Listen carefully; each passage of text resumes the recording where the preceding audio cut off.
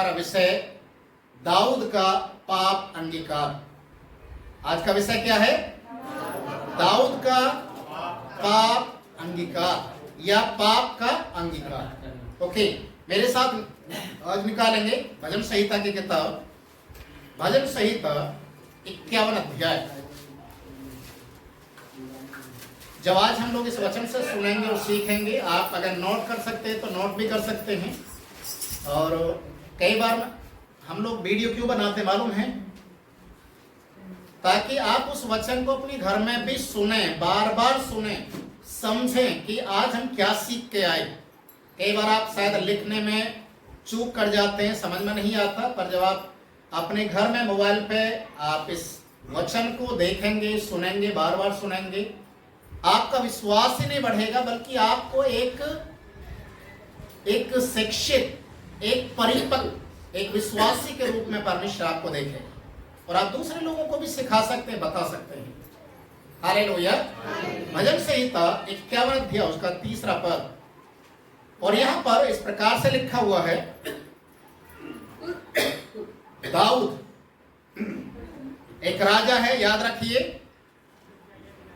दाऊद एक राजा है। इस समय जब ये भजन संहिता 51 अध्याय को लिखता है, उसके जीवन में कुछ ऐसा घटना घट गया और उसने उस घटना को, उस पाप को जो उसके जीवन में हुआ, उसने उसे छिपाने के लिए भी बहुत सारा कोशिश किया। जैसे आजकल हम लोग कई बार करते हैं, गलती करने के बाद जरा से बच्चों को भी आप बातचीत करेंगे, आपके घर में शायद छोटे बच्चे होंगे, गलती करके आएगा, मार पिटाई करके आएगा, आप पूछेंगे तूने कुछ किया? वो बोलेगा नहीं, सीधा मना कर देगा, चाहे भले ही किसी का सर फोड़ के आ रहा हो, नहीं मैंने नहीं किया। आदम से भी परमेश्वर ने आधी जो आदम की वाटिका में पूछा, क्या तूने फल खाया?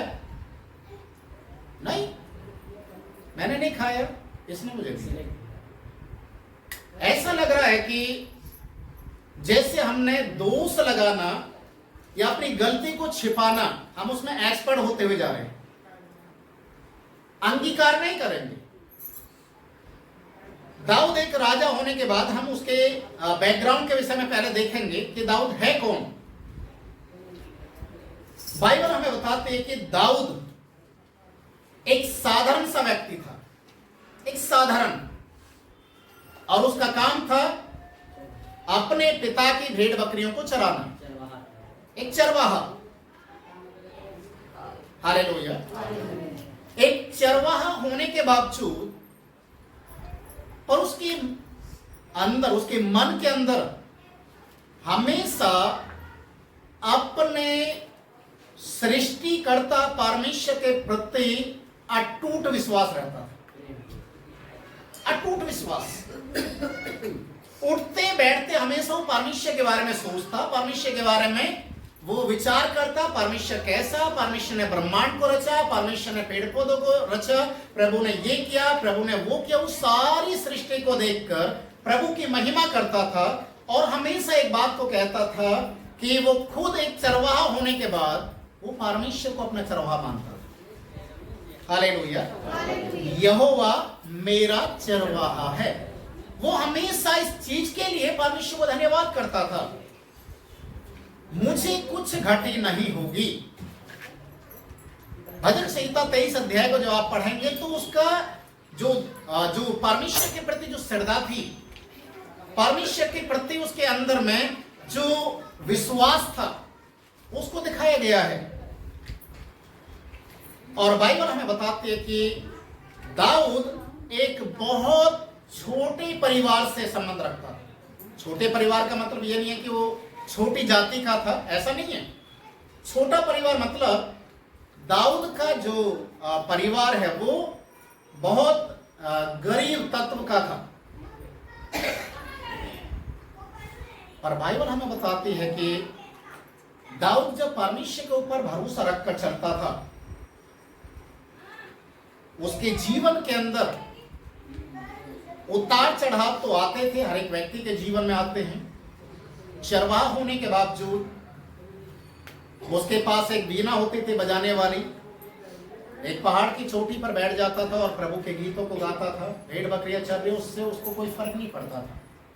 प्रभु परमेश्वर को इतना ज्यादा याद करता था, इतना ज्यादा परमेश्वर में खो जाता था कि वो अपनी शुद्ध बुद्धि भी खो बैठता था, परमेश्वर की महिमा में लौलीन हो जाता था। और उसी बीच में अचानक उसके कान में आवाज आती है, भेड़ के चिल्लाने की आवाज, भेड़ों के भागने की आवाज उसके कानों में आती है। और वो अचानक अपनी आंखों को खोलता और देखता है कि एक बड़ा सा भालू उसकी भेड़ को क्या कर रहा है, फाड़ने के लिए, खाने के लिए उसको पूरा पकड़ लिया है। एक छोटा सा 12-13 साल की आयु का दाऊद इस सीन को देखकर वो चुपचाप नहीं बैठता, अपने घर की ओर नहीं भागता है। वो क्या करता मालूम है? वो अपनी वीणा को वहीं छोड़ता है और सीधा भागता है उस भालू के पास जिसने उसकी भेड़ को पकड़ रखा है, और उस भालू के ऊपर टूट कर पड़ता है। और बाइबल में लिखा है कि वो भालू के बालों को पकड़कर उसको जमीन में मार मार कर उसे इतना हरा देता है कि लास्ट में वो अपनी उसकी जो भेड़ को छोड़कर वहां से भाग जाता है। Hallelujah, hallelujah. और हमेशा दाऊद परमेश्वर को याद करके परमेश्वर के नाम से जो भी काम करता था परमेश्वर के नाम से करता था। एक बार और ऐसा ही एक शेर आ गया, जंगल से शेर निकल कर आया, उसकी भेड़ों को उसने मारने के लिए, फाड़ने के लिए कोशिश किया, पर दाऊद इस शेर से भी नहीं डरा। बाइबल में लिखा उसने अपनी भेड़ को बचाने के लिए वो शेर से भी लड़ गया। Hallelujah, hallelujah. बाइबल हमें बताती है वो बचपन से ही योद्धा था। कौन? दाऊद निडर था। और एक ऐसा समय जब उसके सामने आया जब गोलियत जो फिलिस्तीन देश की ओर से, फिलिस्तीन देश और इजराइल का युद्ध याद रखिए, अभी आप टीवी में देखेंगे, अभी भी चल रहा है, फिलिस्तीन और इस्राइल। ठीक है, ये युद्ध आज का नहीं है, ये दाऊद के समय से चलते हुए आ रहा है। Hallelujah, hallelujah. और बाइबल में लिखा हुआ है फिलिस्तीन की ओर से एक गोलियत नाम का एक बड़ा शरीर धारण किए हुए व्यक्ति इजरायली सेना के सामने खड़ा होकर ललकारता है और कहता है कि यदि तुम में कोई योद्धा है तो मेरे से युद्ध करे, मेरे से लड़े। यदि उसने मुझे हरा दिया तो हमारा देश तुम्हारे अधीन हो जाएगा, यदि मैंने उसे हरा दिया तो तुम्हारा देश हमारा अधीन हो जाएगा, हमारा गुलाम हो जाएगा। बाइबल में लिखा हुआ है दाऊद के अपने सगे भाई, बड़े भाई उस सेना में उस समय सैनिक का काम कर रहे थे और वो भी युद्ध भूमि में थे।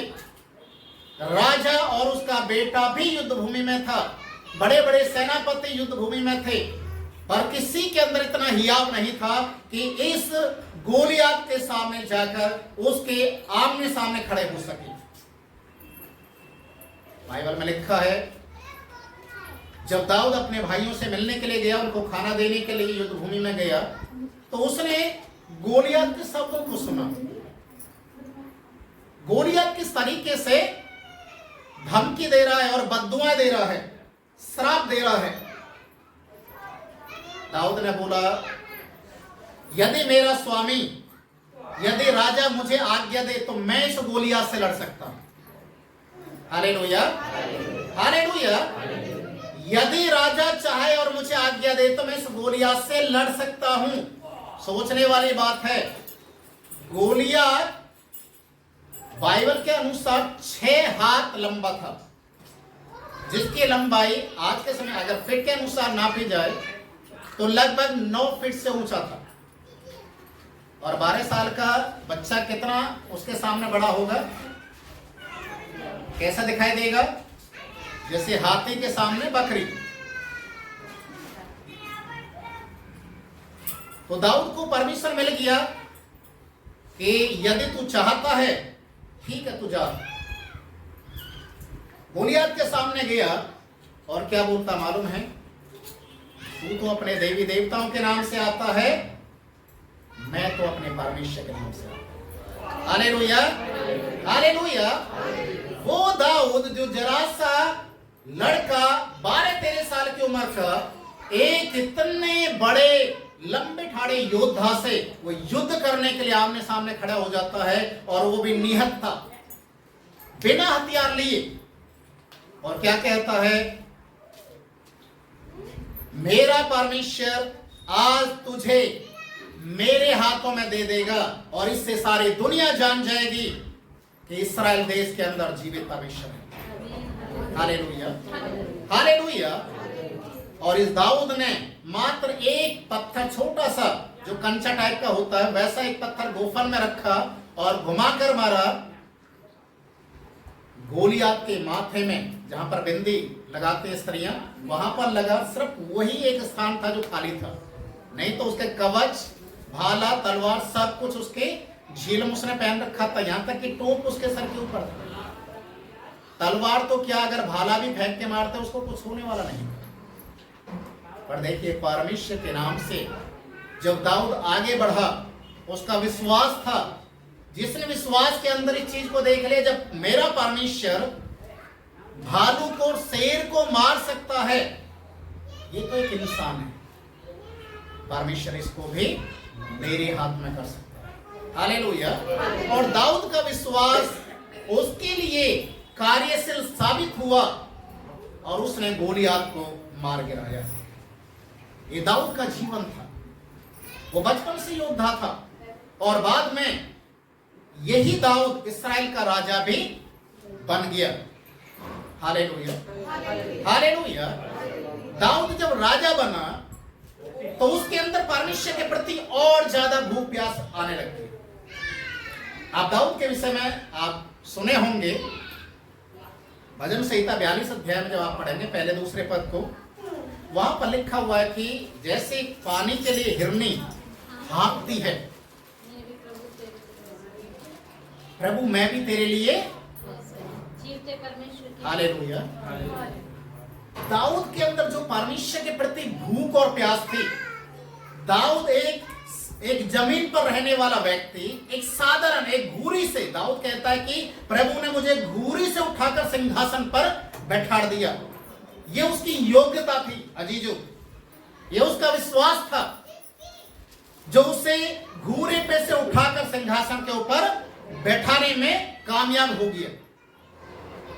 आज आपके जीवन के अंदर, हमारे जीवन के अंदर, जब दाऊद को परमेश्वर जमीन से उठाकर सिंहासन पर बैठा सकता है, तो क्या आपको नहीं उठा सकता? क्या आपको जमीन से उठाकर सिंहासन पर नहीं बैठा सकता? क्या आपकी परिस्थितियों को ठीक नहीं कर सकता? क्या आपके दुखों को, आपके आंसू को पहुंच नहीं सकता? हालेलुया। सब कुछ कर सकता है, पर आपका विश्वास कैसा होना चाहिए? प्रभु के ऊपर अटूट होना चाहिए।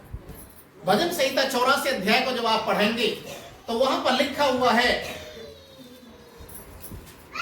परमेश्वर के आंगनों की अभिलाषा मैं करता हूं। हालेलुया। परमेश्वर के आंगनों की, और वो क्या कहता है, महलों में 1000 दिन रहने से अच्छा है मेरे लिए एक दिन प्रभु के भवन की डेवड़ी पर खड़ा हो। Hallelujah, hallelujah. दाऊद का परमेश्वर के प्रति जो प्रेम था, श्रद्धा थी, उसको हम देखते हैं। भजन संहिता 122 अध्याय को आप पढ़ेंगे, उसके पहले और दूसरे पद में लिखा है, जब लोगों ने मुझसे कहा कि आओ हम परमेश्वर के भवन की ओर चलें, तो दाऊद क्या किया? क्या हुआ?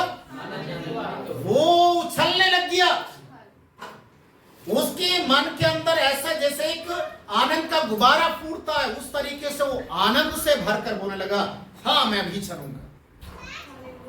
और वो परमेश्वर के भवन के लिए हमेशा तत्पर रहता था, प्रभु की उपस्थिति में जाने के लिए हमेशा तत्पर रहता था। और अजीजों, दाऊद जब परमेश्वर की उपस्थिति में होता था तो किस तरीके से वो प्रभु की महिमा करता था, आपको शायद मालूम होगा। जब आप दूसरा शमूएल की किताब उसका 6 अध्याय पढ़ेंगे तो वहां पर इस प्रकार से लिखा हुआ है 16 से जब आप आगे 23 तक आप पढ़ेंगे, आप बाद में पढ़ सकते हैं। दूसरा शमूएल 6 अध्याय उसका 16 पद से 23 तक बाइबल में लिखा हुआ है, दाऊद जब परमेश्वर के संदूक को फलिस्तियों के वहां से उठाकर दाऊदपुर में लेकर आ रहे थे, उस समय दाऊद राजा है, याद रखिए। तो लोग बाजा बजा रहे हैं, संदूक को लेकर आ रहे हैं, और दाऊद क्या कर रहा था मालूम है? हालेलुया, हालेलुया, परमेश्वर की आराधना करते हुए नाच रहा है। आम जनता के लोग भी नाच रहे हैं, स्त्रियां भी नाच रही हैं, और दाऊद एक राजा होने के बाद वो साधारण लोगों के अंदर में उनके साथ हाथ से हाथ मिलाकर परमेश्वर की महिमा को कर रहा है। हालेलुया। पूरी प्रजा के लोग, सारे लोग दाऊद के जीवन को देखकर इतने खुश थे कि दाऊद परमेश्वर की महिमा में, देखिए हमारे साथ, हम साधारण लोगों के साथ परमेश्वर की महिमा में नाच रहा है। पर ये बात किसको बुरा लगा? दाऊद परमेश्वर की महिमा में नाच रहा है। अगर पति कोई अच्छा काम करे तो उसकी पत्नी को खुश होना चाहिए या नहीं? पर कितनी पत्नी ऐसी होती जब पति अच्छा काम करता तो चिढ़ती बहुत। यहां पर ये चीज हुआ, दाऊद प्रभु की महिमा कर रहा है, पर उसकी जो पत्नी है वो खिड़की में से झांक कर देख रही थी, इतना शोरगुल कैसा हो रहा है, नाचने गाने की आवाज आ रही है, क्या हो रहा है? जब झांक कर देखा तो उसका पति दाऊद प्रभु की महिमा में नाच रहा है। बाइबल में लिखा है, उसने अपने पति को मन ही मन क्या समझा? ये पागल आदमी है, इसको ये नहीं पता ये राजा है। राजा आम लोगों के बीच में नाच रहा है, ये कैसा राजा है? बाइबल में लिखा है, जब उसकी पत्नी ने दाऊद से पूछा, तू मुझे कितना भद्दा नजर आ रहा था नाचते हुए, तू मुझे इतना गंदा लग रहा था जब लोगों के बीच में नाच रहा था। तो दाऊद क्या कहता है?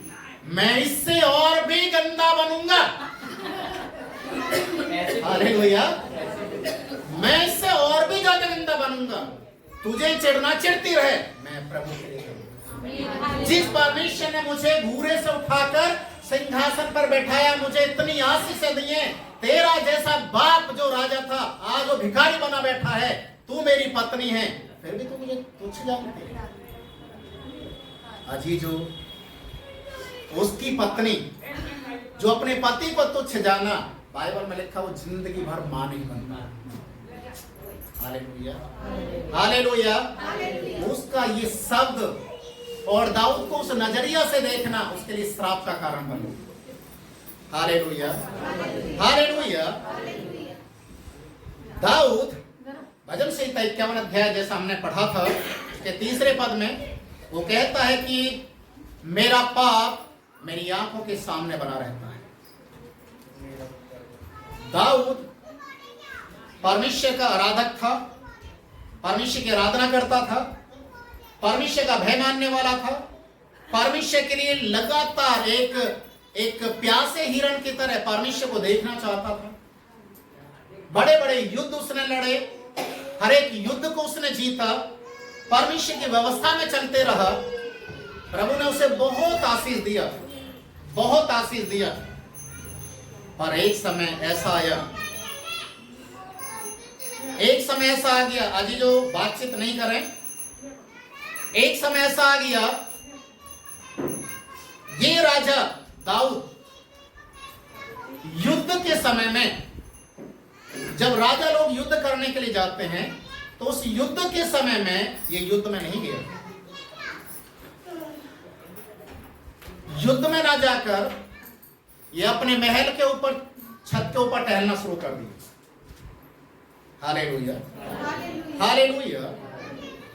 बाइबल में लिखा हुआ है, जब दाऊद महल के ऊपर घूम रहा था तो उसने घूमते समय छत पे से एक ऐसे सीन को देख लिया जिसे देखकर इसका मन, मस्तिष्क, इसका दिल, इसका पूरा रोम रोम उस चीज को देखते ही ये अपने आप को कंट्रोल में नहीं कर पाया। देखिए, हमेशा याद रखिए, जब पाप इंसान के जीवन के अंदर आता है तो शैतान किस तरीके से उसको आजमाइश में डालता है और किस तरीके से उसके ऊपर पूरी रीति से हावी हो जाता है। दाऊद ने एक स्त्री को नहाते हुए देख लिया जिसका नाम बैतशेबा था, और तुरंत उसने क्या किया, क्योंकि राजा है, प्रजा के लोग तो उसकी आज्ञा मानेंगे। अपने एक सेवक को भेजा, सैनिक को भेजा, जाकर उस स्त्री को मेरे पास लेकर। जबकि उस स्त्री का पति दाऊद की सेना में एक सैनिक का काम करता था। उसने उस स्त्री को बुला लिया, उसके साथ गलत काम कर दिया।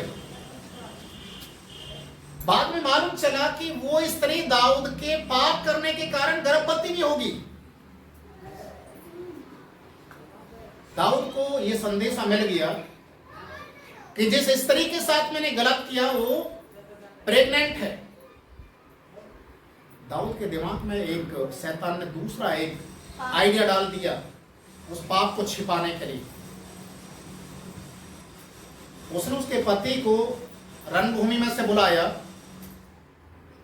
उसकी छुट्टी डिक्लेयर कर दिया कि हम तुझे छुट्टी दे रहे हैं, जा तो अपने घर में जा और अपनी पत्नी के साथ आराम कर। क्यों उसने इस बात को बोला था मालूम है?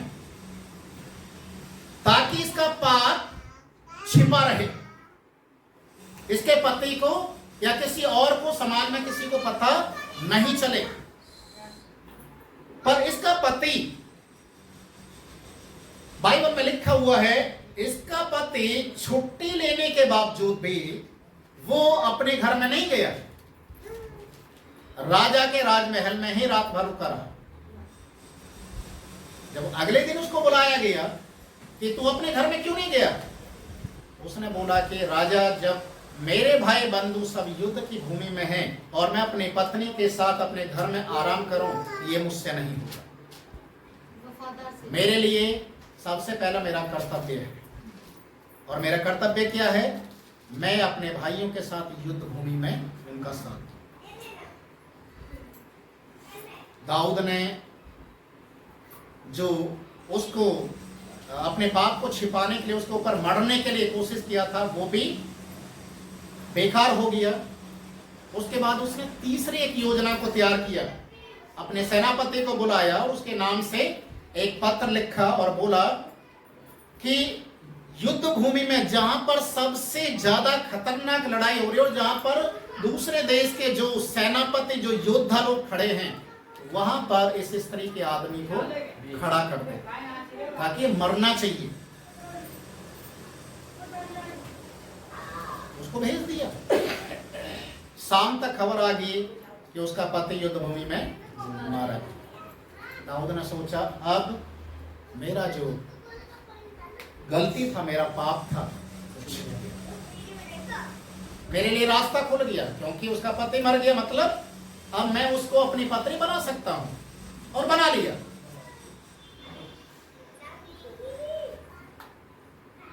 बहुत सारे लोग इस तरीके से एक के बाद एक पाप करने के लिए कोशिश करते हैं, एक पाप को छिपाने के लिए दूसरा करते हैं, दूसरे को छिपाने के लिए तीसरा करते हैं, पर वो इस बात को भूल जाते हैं कि परमेश्वर सब कुछ देखता है। Hallelujah, hallelujah. वो आपके करने का फल आपको देने के लिए वो हमेशा तत्पर रहता है। दाऊद अपनी गलती के बाद, गलती करने के बाद दूसरी गलती, दूसरे के बाद तीसरी गलती करते गया, और साथ में क्या किया मालूम है? प्रभु की आराधना जैसे पहले कर रहा है वैसे कर रहा है, परमेश्वर के भवन में जा रहा है, सब कुछ कर रहा है, और अब कुछ खालीपन नजर आने लगा है। वो आनंद नहीं है, वो खुशियां नहीं है, वो जोश नहीं है, वो अभिषेक नहीं है, सब धीरे धीरे खत्म होते हुए जा रहा है। दाऊद सोच में पड़ गया कि ये सब कुछ क्यों हो रहा है। अंत में दाऊद अपनी गलती को अंगीकार फिर भी नहीं कर रहा है। परमेश्वर अपने एक सेवक को, अपने एक नबी को दाऊद के पास भेजता है, जिसका नाम था नातान। हालेलुया। दूसरा शमूएल 12वां अध्याय, घर में आप आराम से पढ़िए, पहले पद से उसके विषय में लिखा है। जब नातान नबी राजा दाऊद के पास गया और उसको एक कहानी बताया। एक नगर के अंदर एक बहुत बड़ा धनवान व्यक्ति था। उसके पास भेड़ बकरी बहुत कुछ था, दासी सब कुछ था। और उसी नगर के अंदर एक गरीब व्यक्ति भी रहता था, जिसके पास एक ही भेड़ थी। जब इस धनवान के पास कुछ इसके मेहमान आए, उनके लिए भोजन तैयार करने के लिए जब बोला गया, तो उन मेहमानों ने बोला कि जिसके पास एक ही भेड़ है, जो गरीब है सबसे, उसकी भेड़ हमारे लिए तैयार की। उसकी भेड़ को जब उससे छीना गया, वो रो रहा था, तड़प रहा था, चीख रहा था और बोल रहा था कि मैं इससे बहुत प्यार करता हूँ, मैं अपने बिस्तर पर इसको सुलाता हूँ, इसको अपनी गोद में रखता हूँ, मैं आते जाते समय इसकी केयर करता हूँ, आप इसको मेरे से मत छीनो। पर वो धनवान व्यक्ति का इतना ज्यादा प्रभाव था कि उसकी भेड़ को जबरदस्ती से छीन लिया गया।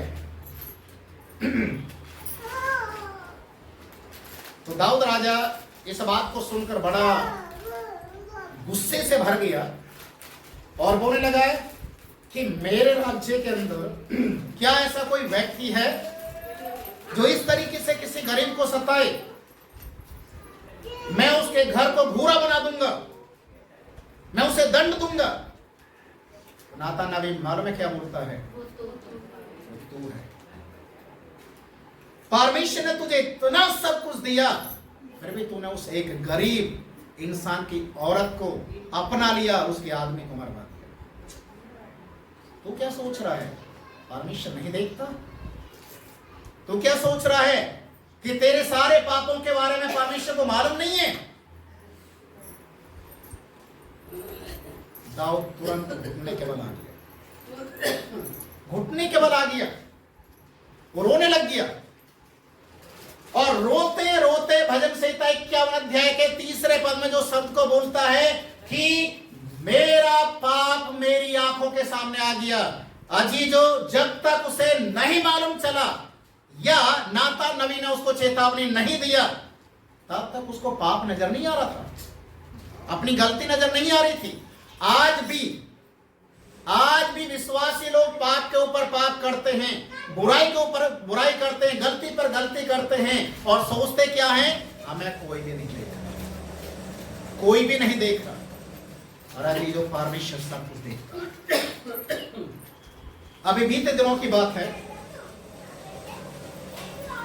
मेरे पास एक मैसेज आया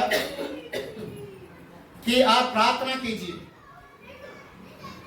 अर्जेंट एक प्रेयर रिक्वेस्ट आया, प्रार्थना कीजिए। मैंने बोला हुआ क्या है? हम आपको बता नहीं सकते क्या हुआ, पर प्रार्थना की सख्त जरूरत है। उसके कुछ समय के बाद फिर फोन आ गया, प्रार्थना कीजिए। मैंने बोला हुआ क्या, मुझे बताओ तो सही थोड़ा घना, मैं क्या प्रार्थना करूं? जब आपसे हम मिलेंगे तब बातचीत करेंगे, पर अभी प्रार्थना कीजिए। मैं प्रार्थना करना शुरू कर दिया और जैसे ही प्रार्थना करना शुरू किया, परमेश्वर ने उनकी जो गलती थी, जिसको वो मुझे बताने से डर रहे थे, छिपाने की कोशिश कर रहे थे, परमेश्वर ने एक फिल्म की तरह मुझे पूरा दिखा दिया। पूरा जो सच उसके अपने घर के लोगों को भी नहीं मालूम था, वो भी सच परमेश्वर मुझे दिखा। हालेलुया। जब उनके घर में हम गए, बैठे, बोला पास्टर जी हम आपको बताना चाहते हैं। मैंने कहा मुझे बताने की जरूरत है। जब आपसे पूछा कि आप कुछ तो बताइए, आप बोल रहे हैं कि बता नहीं सकते हैं। आप क्या सोच रहे हैं कि हमारा परमेश्वर अंधा है? वो उन बातों को, जो गुप्त बातें हैं, उनको भी परमेश्वर अपने लोगों के ऊपर प्रकट करता है जो प्रार्थना करने वाले जन हैं। Hallelujah, hallelujah. यहां तक कि इस दुनिया के अंदर अगर परमेश्वर भूकंप भी लेकर आया है, यदि आसमान से आग गिराकर भी इस दुनिया के अंदर कोई कार्य को किया है, या परमेश्वर जल प्रलय के द्वारा दुनिया को नष्ट किया है, तो पहले उसने अपने लोगों को चिताया है, पहले अपने लोगों को बताया कि मैं ये करने के लिए जा रहा हूं। क्या परमेश्वर आज वही बातों को नहीं बताता कि जिनके लिए तू प्रार्थना कर रहा है उनके जीवन में क्या चल रहा है? हालेलुया। और जब मैंने उनसे बातचीत किया कि तुमने ये काम किए हैं, तुम जिनको छिपा रहे थे वो सारी चीजें ये है या नहीं, उनकी बोलती बंद थी। उनको समझ में नहीं आ रहा कि पास्टर को ये सारी बातें कैसे मालूम चल गया। अजीजो, मैं कोई अंतर्यामी तो नहीं, और ना मैं कोई माथा देकर या हाथ देकर उसके हस्तरेखा के बारे में बता सकता हूं उसका भविष्य, नहीं। पर इतना जरूर है कि परमेश्वर अपने लोगों को सही रास्ते पर लेकर आने के लिए किसी ना किसी को परमेश्वर खड़ा करता है। जैसे दाऊद को सही रास्ते पर लेकर आने के लिए नातान को खड़ा किया, आज परमेश्वर अपनी कलीसिया को तैयार करने के लिए मेरे जैसे और पता नहीं हजारों ऐसे लोगों को खड़ा करता है। Hallelujah, hallelujah. दाऊद अपनी गलती को अंगीकार कर रहा है, उसने अंगीकार किया, और वो क्या कहता? मेरा पाप मेरी आंखों के सामने, मेरी दृष्टि के सामने बना हुआ है, मैं जानता हूं मैंने पाप किया है। और उस साथ में एक बात को और कहता है, भजन संहिता 51 अध्याय में ही लिखा हुआ है, उसके 9-10 पद में, अपनी आत्मा को मुझसे अलग ना कर। अपनी आत्मा मुझसे अलग ना कर मतलब, अगर तेरी आत्मा मुझे छोड़कर चलेगी, जैसे साउल का हालत हुआ कि पवित्र आत्मा चलेगी, उसके ऊपर शैतान हावी हो गया, कहीं प्रभु मैं भी उसी तरीके से ना हो जाऊं। अपनी पवित्र आत्मा को मुझसे दूर ना कर। पवित्र आत्मा को परमेश्वर क्यों देता है? क्यों देता है? ताकि विश्वासी जन सामर्थ पाए। हालेलुया। सत्य के बारे में जानकारी ले, बुराई से अपने आप को बचाए, और पवित्र आत्मा जब तुम्हारे ऊपर आए तो शैतान के काम वहां से नष्ट हो जाए। Hallelujah, hallelujah. दाऊद ने अपने पाप को अंगीकार किया, पर फिर भी याद रखिए, फिर भी दाऊद के कर्म या उसने जो काम किया, उस स्त्री को अपनी स्त्री बना लिया, उसके पति को मरवा दिया। बाद में जब उस स्त्री से बच्चा पैदा हुआ, वो रोगी हुआ, बीमार हुआ। बच्चा जैसे जैसे बढ़ा, उस समय का हुआ, वो और ज्यादा बीमार होते चला गया। दाऊद अपने कमरे में गया, उपवास के साथ प्रार्थना करने से। दूसरा शमूएल उसके 12 अध्याय के 15 से 23 पद के बीच में जब आप पढ़ेंगे तो ये सारी बातें वहां लिखी हुई हैं।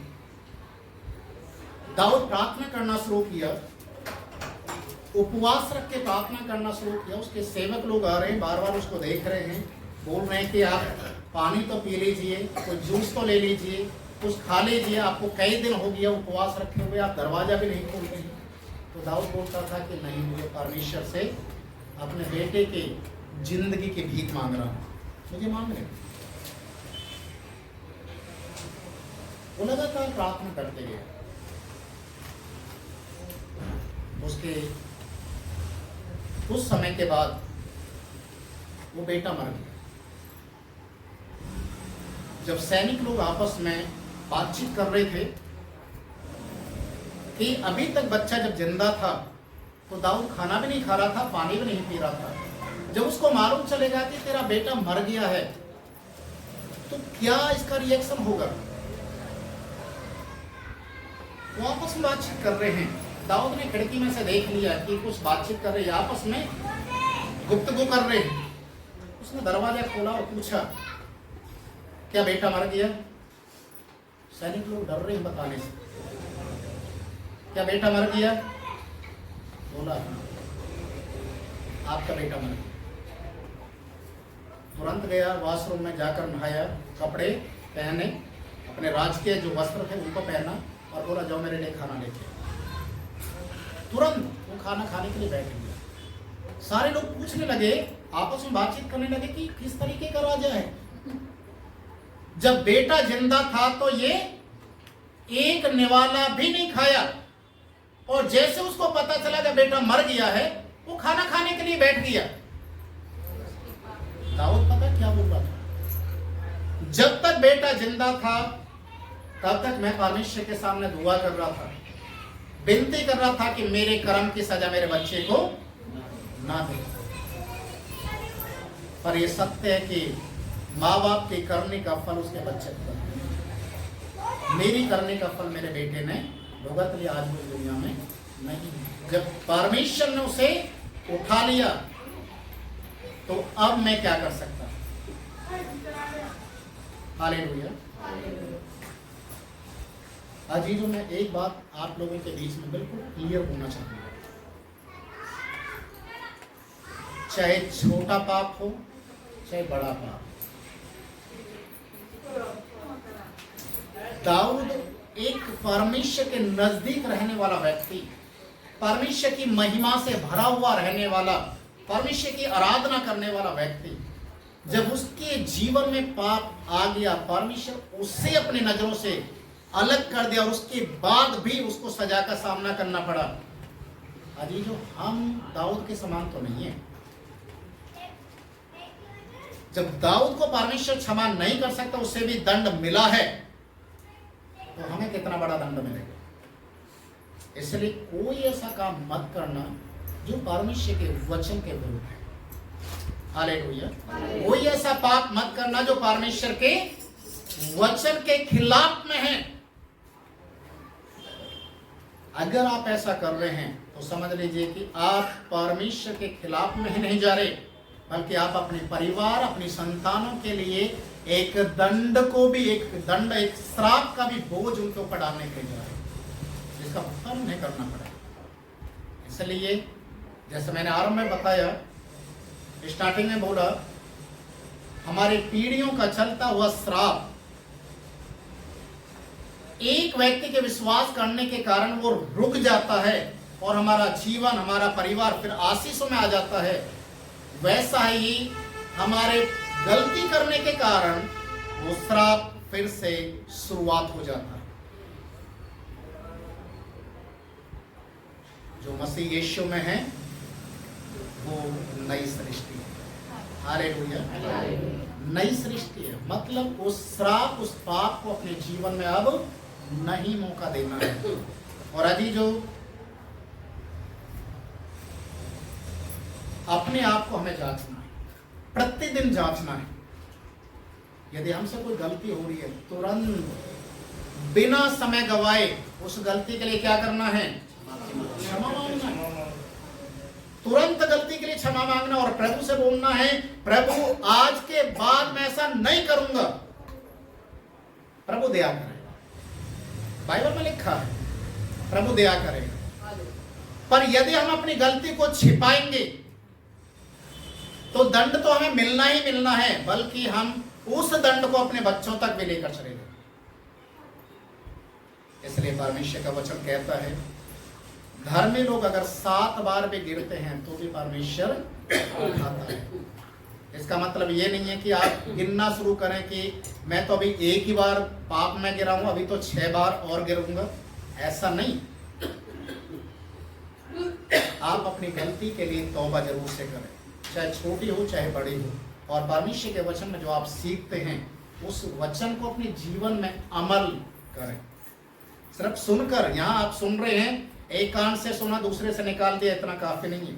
आपके घर से सभी लोग चर्च में नहीं आ रहे हैं, ये भी आप जानते हैं, पर जो नहीं आ रहे हैं, जब ये वचन आपके YouTube पे जाएगा, आप अपने घर में लगाकर उनको सुनाइए। आपके घर में जितने लोग घर में बैठे हुए हैं कि आज चर्च में ये सीखा है, सुधर जाओ, सुधर जाओ, नहीं तो तुम्हारे साथ क्या होने वाला है। हालेलुया।